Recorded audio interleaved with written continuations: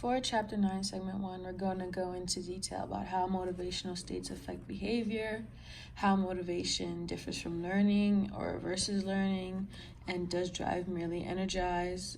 And we're going to go into detail about is motivated behavior a response to need. So we're going to begin with the motivation of instrumental action.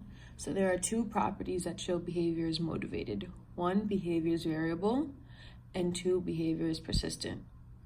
Edward Tolman saw instrumental behavior as goal-oriented, and the variability means are on a fixed end.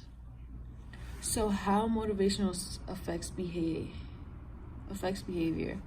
So there were experiments conducted that were tested with rats, and these rats were more deprived of food. And it was noted that those rats that were more deprived of food appeared to be more active in mazing and running wheels than non-deprived rats. And this was because specific hungers, which are the tendencies for animals to seek and prefer certain foods that might contain specific nutrients that they are currently deprived of. So this wraps into the rats trying to maintain homeostasis, which is the idea that the body defends an equilibrium, and when there is some movement away from that equilibrium, the body goes about correcting for it. So Clark Hull introduced this to the theory of reinforcement, which is when reinforcers function to reduce drive. And we are introduced to the equation of behavior strength when behavior strength equals drive times habit. So does drive merely energize? So this again was tested with food-deprived rats, and it was found that the effects of food deprivation itself depend on the species being tested and on the method being used for measuring activity. So motivational states increase functional sets of behavior that are organized to deal with such states, such as deprivation of food. So these motivational states select specific sets of behaviors rather than energizing everything.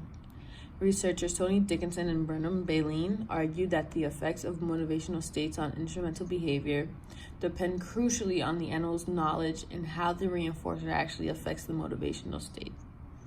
So we are then introduced to incentive learning, which occurs when the animal ingests a reinforcer while it is in a particular motivational state. So Bernard Baleen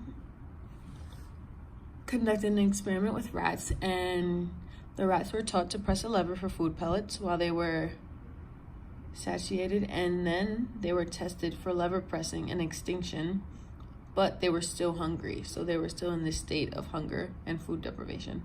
So he found that hunger at higher levels motivated lever pressing only if the rats had eaten the pellets before when they were in the hungry state and learned about the pellets' effects on their hunger. So is motivated behavior a response to need? So going back to Hull's system describes that drive was a response to need, and the state of depletion motivates behaviors that cause repletion. So this depletion-repletion theory comes naturally to people thinking about motivations and hunger.